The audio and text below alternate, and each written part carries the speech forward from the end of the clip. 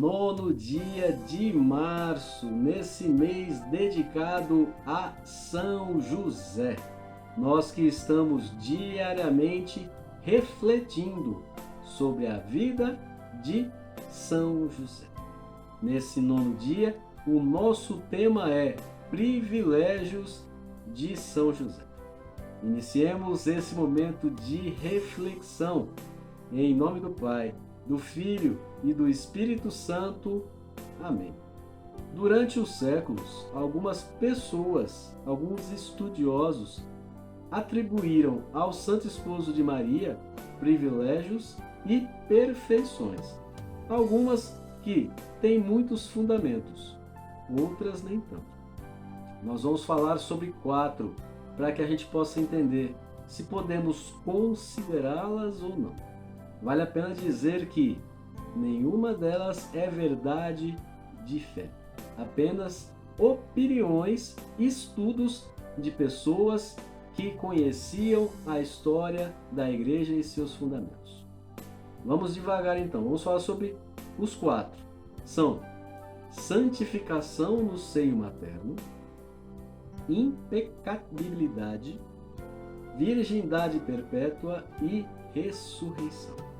Calma, não se assustem. Os assuntos são interessantes e complexos. Então vamos falar por partes. Primeiro, santificação no seio materno. A palavra de Deus, ela nos coloca 2 pessoas que tiveram esse privilégio da santificação no seio materno. Eu vou passar para vocês as leituras bíblicas para que vocês possam pesquisar depois. As 2 pessoas são uma Jeremias e outra São João Batista. Jeremias, isso está descrito na palavra de Deus, no livro de Jeremias, capítulo 1, versículo 5. Jeremias, capítulo 1, versículo 5. Diz a palavra: antes de saíres do seio de tua mãe, eu te santifiquei. Então o Senhor disse que antes de Jeremias sair do ventre da mãe dele, ele já estava santificado. Santificado no seio materno. Outra pessoa que tem esse privilégio constado na palavra do Senhor é São João Batista. Isso está em Lucas, capítulo 1, versículo 15. Será cheio do Espírito Santo desde o seio de sua mãe. Então, esse privilégio de João Batista está em Lucas 1, versículo 15. Bom, os estudiosos pensaram assim: se José é maior que João Batista pela união com Cristo, e incontestavelmente mais santo e maior que Jeremias, não teria o privilégio da santificação no seio materno? Bom, Santo Afonso de Ligório também aceita e defende também essa mesma opinião. Isolano Cartagena, Bernardino de Bustos e muitos outros teólogos também defenderam essa questão. Se houve ou não esse privilégio dado a São José, nós não sabemos porque não consta na palavra de Deus. Este é apenas o estudo e a opinião de algumas pessoas que dedicaram-se à vida de São José. O segundo ponto, e aí vem o grande problema. Alguns historiadores, algumas pessoas queriam atribuir a impecabilidade. Uau! São José teria sido confirmado na graça de tal modo que não teria cometido pecados. Calma.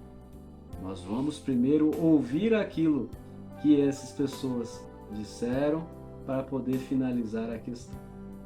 Disse o cardeal Lupecier: José nunca manchou a sua alma com a mais leve sombra de pecado em toda a sua vida mortal. Não só o cardeal, mas outros também disseram: que Jesus é santo e impecável por natureza. Maria é santa e impecável não por natureza, mas absolutamente por singular privilégio de Deus. E que São José também é santo e seria impecável pessoalmente, cheio de graça e confirmado em graça, evitou todo o pecado. Essa questão do impecabilidade, a gente pode transformar isso num termo chamado a Imaculada Conceição de São José. Calma. Esses historiadores, essas pessoas, elas entendiam, numa opinião exagerada, que São José teria uma Imaculada Conceição. Porém, nós podemos aqui dizer que isso é uma proposição temerária. O privilégio da Imaculada Conceição só cabe à Mãe de Deus, à Virgem Maria.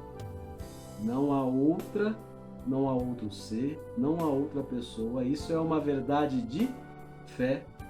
A única Imaculada Conceição é Maria Santíssima. De sua carne, de Maria, nasceu e se formou Jesus. E ela pertence a uma ordem intrínseca dessa união hipostática. E demais, ela foi elevada à corredentora do gênero humano. São José não tem isso. Embora ele tenha uma união com Jesus, é uma união extrínseca. Não há, pois, razão teológica, preste atenção, não há razão teológica e fundamento sólido para dizer que houve uma Imaculada Conceição de São José. Então, digo e repito, nós estamos falando sobre privilégios que as pessoas acreditavam que São José tinha. Nascer sem o pecado, podemos crer, como foi Jeremias, como foi João Batista. Podemos ou não crer. Agora, concebido sem pecado, não. Isso nós não podemos dizer com relação a São José. Ele foi, como nós, um homem que passou pelas dificuldades da terra e que teve que enfrentar, sim, os pecados. Teve que tentar se afastar no dia a dia dos pecados para estar ao lado de Jesus. Esse é o exemplo que nós devemos ter. Enfrentar as dificuldades, se afastar do pecado por Jesus. Os outros dois privilégios nós vamos fazer em encontros separados. Há muito assunto a tratar com relação aos outros dois privilégios, então nós vamos fazer em dois encontros. A virgindade de São José vamos fazer no dia 14. Então anote, quando completarmos a segunda semana, no dia 14, falaremos sobre a virgindade e ressurreição no dia 22. Tá certo? Então, dentre esses 4 pontos que falamos, vou repetir, não são verdades de fé, são questões levantadas por historiadores e que podem vir ao nosso coração. E São José pode ter sido poupado no nascimento do pecado? Pode. Não é uma verdade de fé, mas com certeza não houve a Imaculada Conceição. Imaculada Conceição só de Maria Santíssima. Amém? Bom, a história de hoje de devoções a São José é belíssima. Que linda essa história. Eu li ela várias vezes. Não preciso nem ler. Havia um noviço da Companhia de Jesus e que ele foi acometido de tuberculose. Lembrando que tuberculose é uma doença que abatia muito sobre os religiosos. Santa Teresinha acabou morrendo de tuberculose. E ele, com a tuberculose, começou a ficar muito fraco. E aí os médicos disseram: olha, é necessário que você deixe aqui os seus irmãos da Companhia de Jesus e volte para a sua casa. E era um período próximo a festa de São José. E ele, muito devoto de São José. Ele chegou para o seu superior e disse: eu gostaria muito de fazer a novena de São José aqui com meus irmãos. Depois da festa eu posso ir embora. O superior acabou aceitando isso. E o jovem noviço, ele foi fazendo a novena a São José. E enquanto fazia a novena, ele foi escrevendo ali uma pregação. Quando chegou a véspera do dia São José, no dia 19, ele foi falar novamente com o superior. E ele estava ainda pior de saúde de quando ele pediu para ficar. A sua voz pouco saía, tinha aquela rouquidão das pessoas que têm tuberculose. E ele pediu ao superior: me deixe fazer a homilia de São José. O superior ficou muito preocupado. Ficou preocupado porque via nitidamente que ele não tinha saúde para isso. Nesse período da novena, toda a comunidade estava fazendo a novena em intenção a esse jovem. Mas daí a ele poder fazer a homilia era um pouco distante. E o jovem insistiu, o noviço insistiu. E o superior acabou aceitando. Pois bem, no dia de São José, esse noviço da Companhia de Jesus subiu até o púlpito para fazer a homilia. Ele, magro, abatido e muito febril, mas com muita força e amor a São José. Ele começou a fazer a homilia e contam os relatos que as primeiras frases quase não foram ouvidas. A voz não tinha força. E conforme a homilia foi acontecendo, as pessoas começaram a conseguir a ouvir aquilo que o noviço falou. E durante a homilia foi claro a melhora na saúde desse noviço.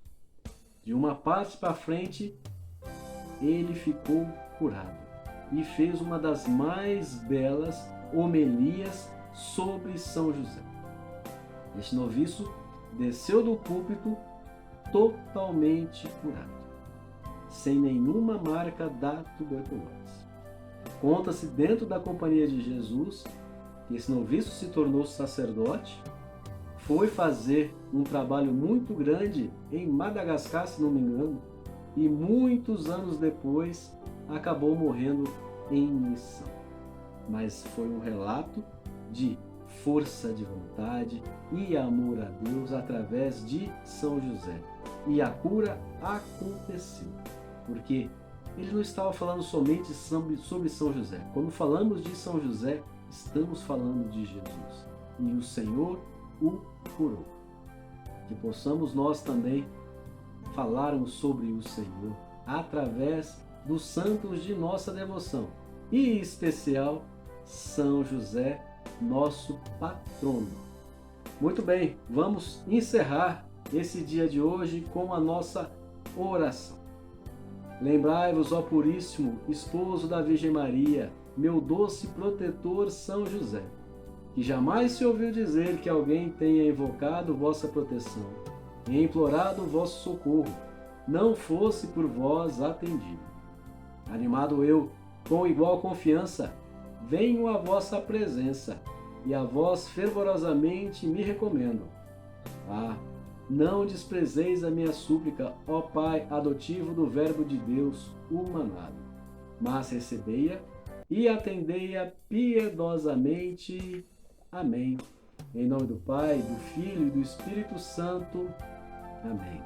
Amados, que possamos continuar perseverantes por esses 31 dias falando sobre São José. Amanhã, 10º dia, voltaremos ao assunto do patrocínio. É muito importante entendermos essa relação do patrono conosco, daquele que nos protege. Meus amados, se inscrevam em nosso canal, ofertem ali a questão do sininho, aperte no sininho e, se possível, dê um curtir. Vai ajudar muito na divulgação desse vídeo. Meus amados, fiquem com Deus e até amanhã.